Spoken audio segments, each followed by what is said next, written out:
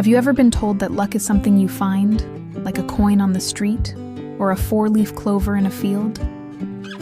We're taught to look for fortune, to hope for some sudden, miraculous turn of fate. But I'm here to tell you a story that whispers a different truth. True fortune isn't found, it is grown. In a quiet valley, nestled between two sleeping green hills, lived two brothers, Alistair and Elias. When their father passed, it was time to divide the inheritance. Alistair the elder had a heart as hard as a winter stone. Citing his birthright, he seized the family farm, the rolling, fertile fields, the sturdy farmhouse, and all the livestock. To his younger brother, Elias, he gave what was left. A small, forgotten patch of land at the edge of the valley, so choked with rocks and baked by the sun that even weeds refused to grow. Alistair smirked, believing he had secured his prosperity forever, while consigning his brother to a life of poverty. Elias, whose kindness was his only true currency, accepted his fate without protest. He didn't despair. He believed in the power of honest work. From dawn until dusk, he toiled on his barren plot. He cleared the stones one by one, his hands becoming raw and calloused. He carried water from the distant stream, but the parched ground drank it greedily, leaving nothing behind. Seasons turned, and his land remained a dusty, empty canvas. His brother, Alistair, would often ride by on his fine horse. "Still farming rocks, little brother?" he'd jeer. "Perhaps one day you'll grow a pebble." Elias never answered, simply wiping the sweat from his brow and continuing his work, though a seed of doubt had begun to sprout in his heart.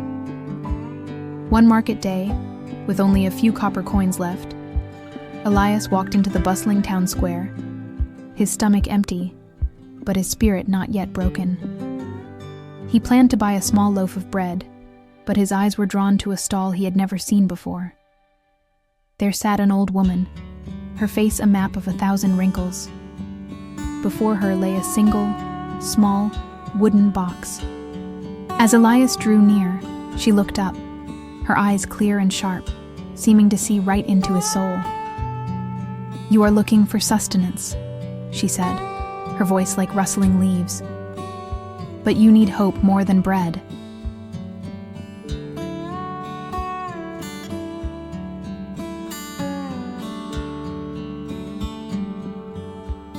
"This is a lucky seed," the old woman explained.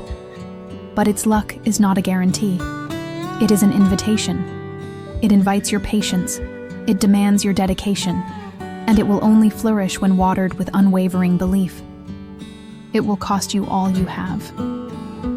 Elias looked at his few coins, the price of his next meal. Then he looked at the seed. In that moment, he chose to invest in a future he could not yet see. He gave the woman his last coins, and she placed the seed in his palm.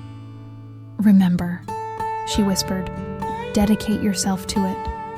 Do not give up." Elias returned to his barren land with renewed purpose. He planted the seed in the very center of his plot, and his true labor began. Every morning before sunrise, he would walk to the stream and fill 2 heavy buckets with water, carrying them back, his shoulders aching, to give the precious liquid to the earth around the seed. He built a small shade for it, spoke to it of his hopes and dreams. Weeks turned into months. The blistering summer gave way to a biting winter. Still, nothing grew. Alistair's mockery grew louder. "Your pet rock must be very thirsty, Elias," he would shout, laughing. There were nights when Elias would sit by the barren soil, his heart heavy with despair. But then he would remember the old woman's words. "Dedicate yourself, be persistent." And the next morning, he would rise and fetch the water once more. Then, one morning in early spring, he saw it. Pushing through the stubborn soil was a tiny, vibrant green shoot. Tears of joy streamed down Elias's face. His faith had been answered. From that day on, the plant grew with astonishing, magical vigor. The vine, thick as his arm, snaked across the barren land. its large, velvety leaves transforming the dusty plot into a lush, green oasis. And then, the gourds began to form. They were not ordinary gourds. They grew to an immense size, their skin a luminous, pearlescent white that seemed to glow with a soft, internal warmth in the evening light. News soon spread that the king was celebrating his 50th birthday. A grand festival was to be held, and all citizens were invited to present a gift. Alistair, eager to curry favor, prepared a chest of his finest harvest and a purse heavy with gold. Elias, however, had no gold or jewels. He looked at his magnificent gourds, the fruit of a year of unwavering labor and hope. He knew what his gift must be. He chose the largest and most perfect gourd, a beautiful, glowing orb that took all his strength to lift. He built a small wooden cart and began the long journey to the capital.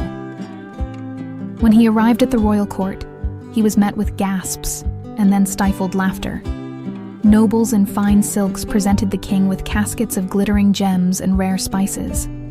And then came Elias, his clothes dusty from the road, pulling a simple cart bearing a single enormous gourd. Alistair, already there, turned red with shame and anger. But the king, a wise ruler, did not laugh. He looked past the humble offering and saw the man. He saw the calloused hands, the honest eyes, and the quiet dignity. "What is this you bring me, young man?" the king asked. Elias bowed deeply. "Your Majesty," he began, his voice clear and steady. "I am a poor man. I have no gold or jewels. This gourd is all I have. It grew on land that was once barren, from a single seed I bought with my last coins. I cared for it through sun and frost, through doubt and hardship. It is the fruit of my labor, my patience, and my hope. It is my story. I offer it to you with a sincere heart." A profound silence fell over the hall. The king was visibly moved. He rose from his throne, descended the steps, and placed a hand on Elias's shoulder. "Young man," he declared, his voice booming through the chamber, "of all the gifts I have received today, yours is the most precious. Others have brought me wealth from their abundance. You have brought me a testament to the human spirit. You have shown my entire court that with diligence, kindness, and perseverance, one can cultivate miracles from dust." The king commanded his treasurer to reward Elias with chests of gold and silver, a herd of the finest cattle, and the deed to the fertile, sun-kissed lands of the southern slope, the most coveted land in the kingdom. Alistair watched, his face a mask of disbelief and burning envy. He didn't see the lesson, he only saw the formula. He rushed from the court, sold off his most productive fields, and bought a large, worthless tract of rocky land. He found the same old woman, and threw a heavy purse of gold at her feet, demanding a dozen lucky seeds. The old woman sighed sadly, and gave him the seeds. He hired laborers to carry water, built elaborate shelters, and paced impatiently, waiting for his riches to grow. And they did.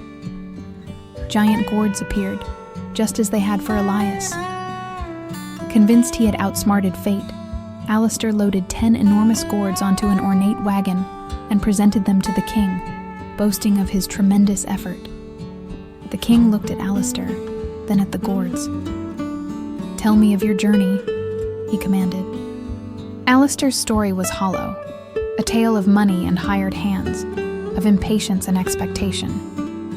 When he finished, the king's face was stern. "You have brought me gourds, and nothing more," he said coldly. "They are the fruit of greed, not diligence.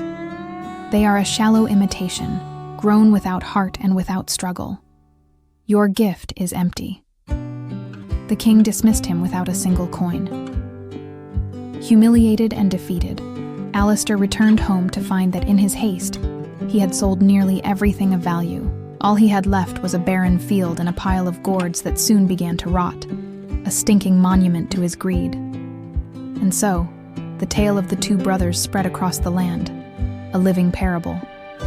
Elias, with his newfound wealth, became a pillar of his community, always ready to help those in need. never forgetting the lessons he learned from a single seed. He proved that true fortune is not a prize to be won or a trick to be copied. It is a harvest, cultivated in the soil of an honest heart, watered with the sweat of perseverance, and ripened under the sun of unwavering kindness. It is a fortune that, once grown, can never truly be lost. Thank you so much for joining me for this story. If it resonated with you, please consider liking the video and subscribing for more tales that explore the deeper truths of life. Until next time, take care.